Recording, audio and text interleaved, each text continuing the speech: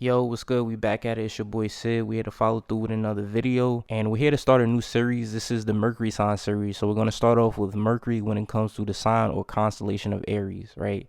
So now, first off, I would like to say that Mercury actually rules the signs of Gemini and Virgo. So when we think of the planet Mercury, it actually has a similarity to the sign of Gemini, right? And Gemini is the sign of communication.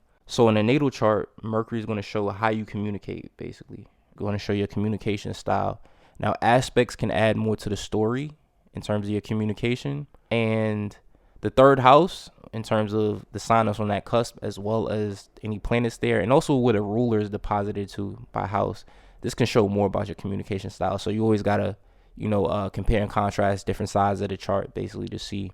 Also, kind of I'm adding on, but I don't want to confuse the people that are more newer to astrology, but if you have any planets in Gemini, this can also alter and tell more about how you communicate too, right? Now, Mercury can also show kind of what you think about, right?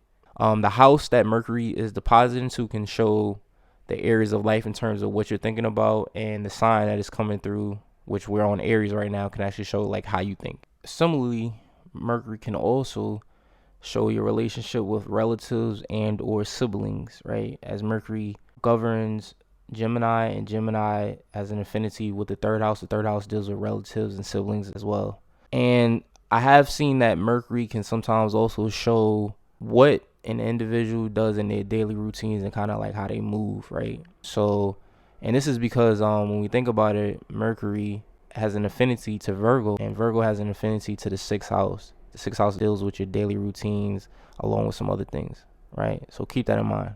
All right, so let's start off with how you communicate. So when Mercury comes through Aries, we got to think of it like this. Aries is the first sign in zodiacal order. So it's kind of like a baby or a child, right?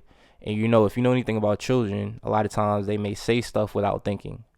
So those of my individuals who have Mercury in Aries can actually be similar to the point where you guys can say things without thinking, and it may rub people actually wrong. Sometimes you guys can put your foot in your mouth and you're very direct, and you guys can be brutally honest, straightforward to the point. Your words can actually cut people, as Aries is a sign of warfare and it's ruled by Mars. Mars can rule over like knives and things of that nature. So you just may want to be mindful. Of course, this is in your nature, so I'm not saying necessarily change that. You got to do what you got to do and kind of be who you are, right? But just keep that in mind, that you're brutally honest. So now, if we get into your thinking in terms of what you think about, now you guys think in a very direct manner. You guys can also think in a very action orientated manner, right? So I've noticed that definitely. Now Mercury has an affinity to, we talked about Gemini and also that third house.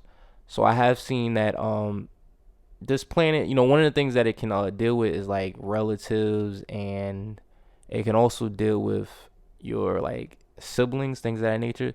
So Aries is a very independent type of energy. So there may be a sense of independence between the relationship of you and your like siblings, and this could be cousins, relatives, things of that nature. That can be an independent energy. Sometimes I have seen that some of you guys who have displacement would also have like certain conflicts, as Aries again is that sign of warfare with these individuals. And you just may want to keep that in mind, if that does show up. Now, Mercury, again, kind of corresponds to Virgo in the sixth house as well, too. And this can talk about our daily routines, right? So you guys also may move a bit more independently or like to do your own thing and be action orientated in terms of your daily routines, right? And that's what the sixth house governs, right? So, that's pretty much it. This is the video. We have more videos coming soon.